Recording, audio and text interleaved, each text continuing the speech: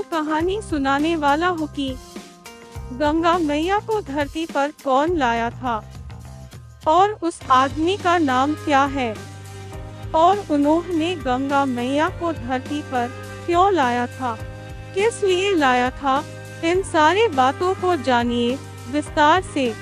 गंगा मैया धरती पर आने की कथा और गंगा मैया के जन्म का कथा। एक ऋषि विश्वामित्र ने इस प्रकार से कथा सुनाना आरंभ किया था। और पर्वतराज हिमालय की अत्यंत रूपवती थी, लावण्यमयी एवं सर्वगुण संपन्न दो कन्याएं थी और सुमेरु पर्वत की पुत्री मैना के इन कन्याओं की माता थी। और हिमालय की बड़ी पुत्री का नाम गंगा तथा छोटी पुत्री का नाम उमा थी। और गंगा अत्यंत प्रभावशाली और असाधारण दैवी गुणों से संपन्न थी। वह किसी बंधन को स्वीकार न करके वो अपनी मनमाने मार्गों का अनुसरण करती रहती थी और उसकी इस असाधारण प्रतिभा से प्रभावित होकर देवता लोग विश्व के ज्ञान की दृष्टि से उसे हिमालय से मांग कर ले गए थे। और पर्वतराज की दूसरी कन्या उमा बड़ी तपस्विनी थी। उसने कठोर एवं असाधारण तपस्या करके महादेव जी को वर के रूप में प्राप्त किया था।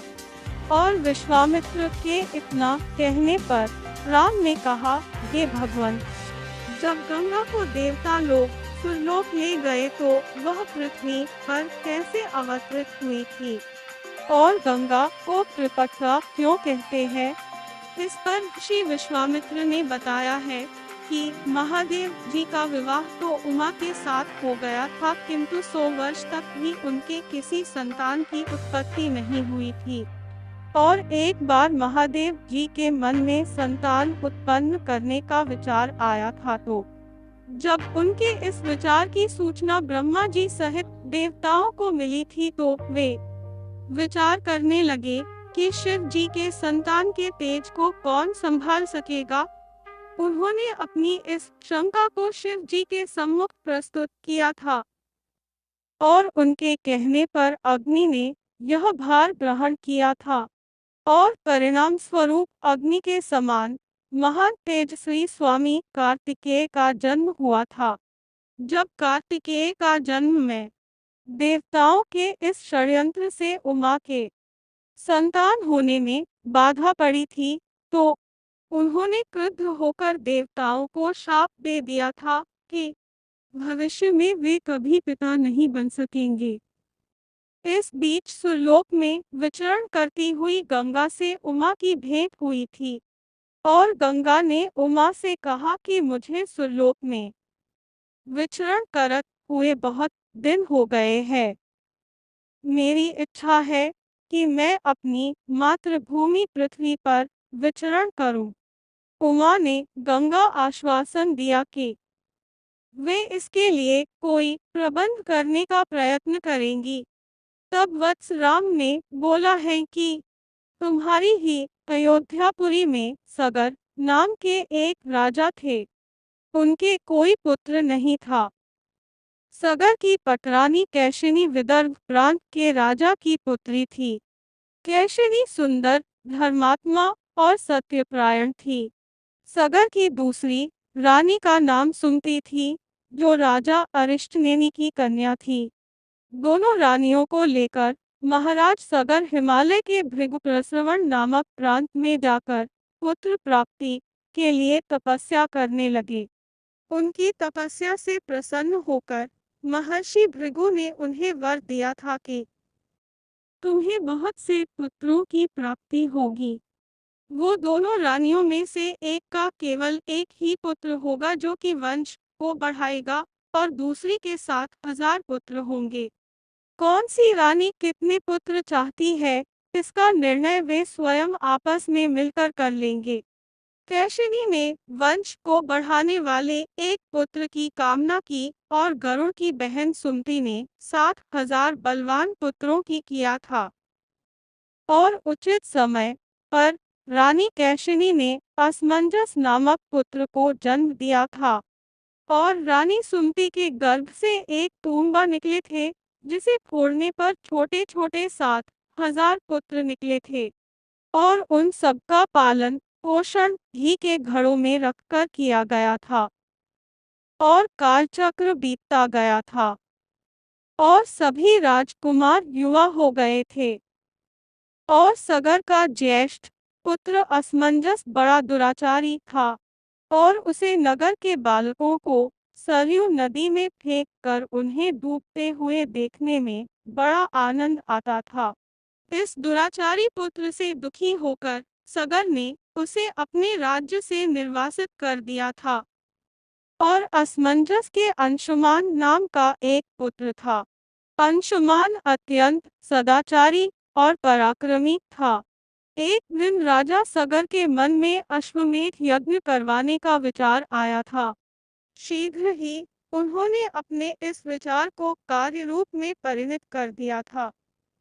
और राम ने ऋषि विश्वामित्र से कहा कि हे गुरुदेव, मेरी रुचि अपने पूर्वज सगर की यज्ञ गाथा को विस्तार पूर्वक सुनने में है।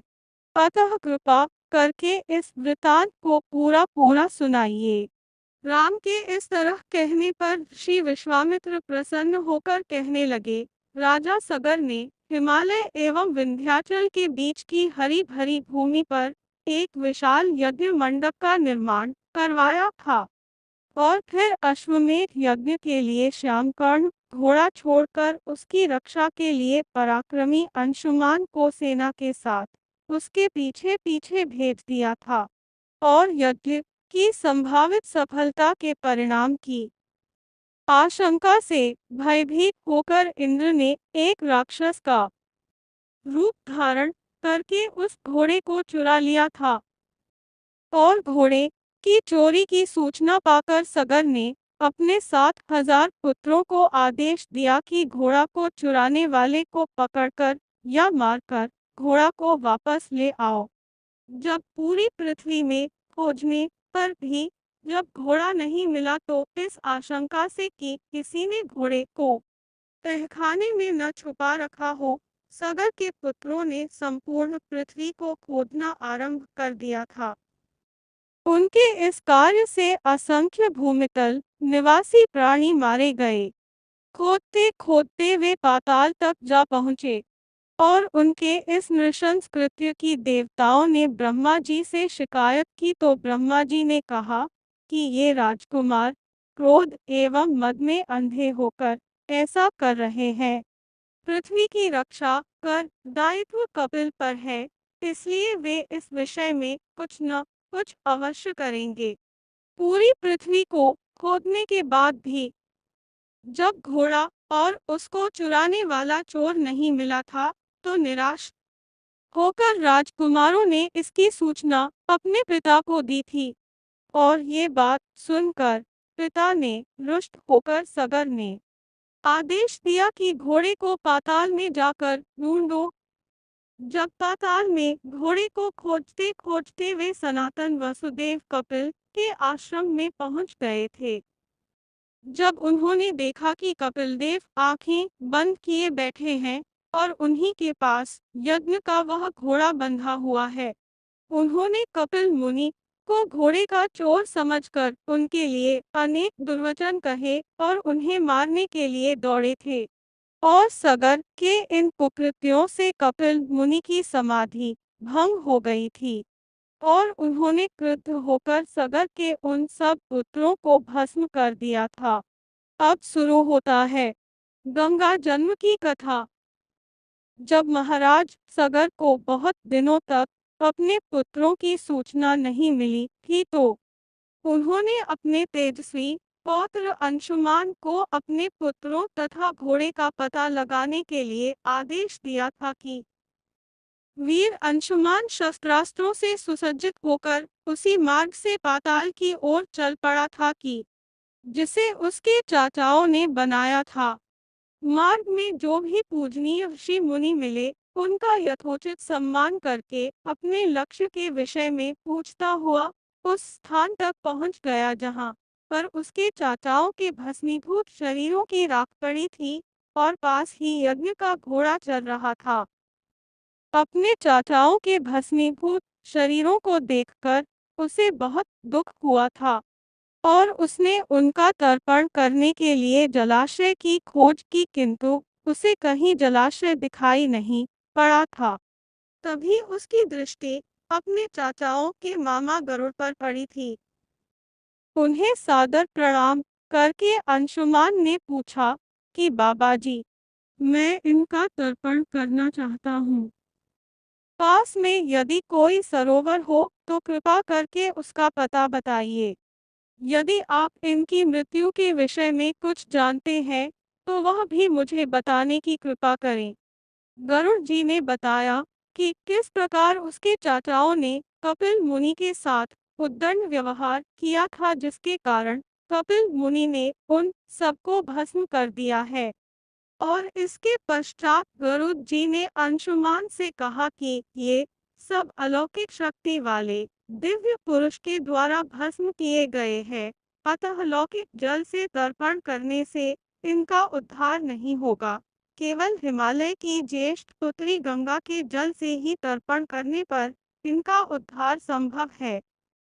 अब तुम घोड़े को लेकर वापस चले जाओ, जिससे कि तुम्हारे पितामह का यज्ञ पूर्ण हो सके। और उन्होंने गरुड़ जी की आज्ञानुसार अंशुमान वापस अयोध्या पहुँचे और अपने पितामह को सारा वृतांत सुनाया। और महाराज सगर ने दुखी मन से यज्ञ पूरा किया। वे अपने पुत्रों के उद्धार करने के लिए गंगा को पृथ्वी पर लाना चाहते थे, पर ऐसा करने के लिए उन्हें कोई भी युक्ति न सूझी थी। और थोड़ा रुककर ऋषि विश्वामित्र कहा कि महाराज सगर के देहांत के पश्चात अंशुमान बड़ी न्यायप्रियता के साथ शासन करने लगे थे। अंशुमान के परम प्रतापी पुत्र दिलीप हुए। दिलीप के वयस्क हो जाने पर अंशुमान दिलीप को राज्य का भार सौंपकर हिमालय की कंदराओं में जाकर गंगा को प्रसन्न करने के लिए तपस्या करने लगे, किंतु उन्हें सफलता नहीं प्राप्त हो पाई और उनका स्वर्गवास हो गया। इधर जब राजा दिलीप का धर्मनिष्ठ पुत्र भगीरथ बड़ा हुआ तो उसे राज्य का भार सौंपकर दिलीप भी गंगा को पृथ्वी पर लाने के लिए तपस्या करने चले गए थे, पर उन्हें भी मनवांछित फल नहीं मिला था। और भगीरथ बड़े प्रजावत्सल नरेश थे, किंतु उनकी कोई संतान नहीं हुई थी। इस पर वे अपने राज्य का भार मंत्रियों को सौंपकर स्वयं गंगावतरण के लिए गोकर्ण नामक तीर्थ पर जाकर कठोर तपस्या करने लगे थे। उनकी अभूतपूर्व तपस्या से प्रसन्न होकर ब्रह्मा जी ने उन्हें वर मांगने के लिए कहा था। और भगीरथ ने ब्रह्मा जी से कहा कि हे प्रभु, यदि आप मुझ पर प्रसन्न हैं तो मुझे यह वर दीजिए कि सगर के पुत्रों को मेरे प्रयत्नों से गंगा का जल प्राप्त हो, जिससे कि उनका उद्धार हो सके। इसके अतिरिक्त मुझे संतान प्राप्ति का भी वर दीजिए, ताकि इक्ष्वाकु वंश नष्ट न हो। ब्रह्मा जी ने कहा कि संतान का तेरा मनोरथ शीघ्र ही पूर्ण होगा, किंतु तुम्हारे मांगे गए प्रथम वरदान को देने में कठिनाई यह है कि जब गंगा जी वेग के साथ पृथ्वी पर अवतरित होंगी तो उनके वेग को पृथ्वी संभाल नहीं सकेगी। गंगा जी के वेग को संभालने की क्षमता महादेव जी के अतिरिक्त किसी में भी नहीं है। इसके लिए तुम्हें महादेव जी को प्रसन्न करना होगा। इतना कहकर ब्रह्मा जी अपने लोक को चले गए थे। तब भगीरथ ने साहस नहीं छोड़ा था और वे 1 वर्ष तक पैर के अंगूठे के सहारे खड़े होकर महादेव जी की तपस्या करते रहे। केवल वायु के अतिरिक्त उन्होंने किसी अन्य वस्तु का भक्षण नहीं किया था। और अंत में इस महान भक्ति से प्रसन्न होकर महादेव जी ने भगीरथ को दर्शन देकर कहा कि हे भक्त श्रेष्ठ, हम तेरी मनोकामना पूरी करने के लिए गंगा जी को अपने मस्तक पर धारण करेंगे। इसकी सूचना पाकर विवश होकर गंगा जी को सुरलोक का परित्याग करना पड़ा था और उसी समय वे सुरलोक से कहीं जाना नहीं चाहती थी। इसलिए वे यह विचार करके कि मैं अपने प्रचंड वेग से शिव जी को बहाकर पाताल लोक ले जाऊंगी, वे भयानक वेग से शिव जी के सिर पर अवतरित हुई थी और गंगा के इस वेगपूर्ण अवतरण से उनका अहंकार शिव जी से छुपा न रहा था और महादेव जी ने गंगा की वेगवती धाराओं को अपने जटाजूट में उलझा लिया था और गंगा जी ने अपने समस्त प्रयत्नों के बाद भी महादेव जी के जटाओं से बाहर न निकल सकी थी और गंगा जी को इस प्रकार शिव जी की जटाओं में विलीन होते देखकर भगीरथ ने फिर शंकर जी की तपस्या की।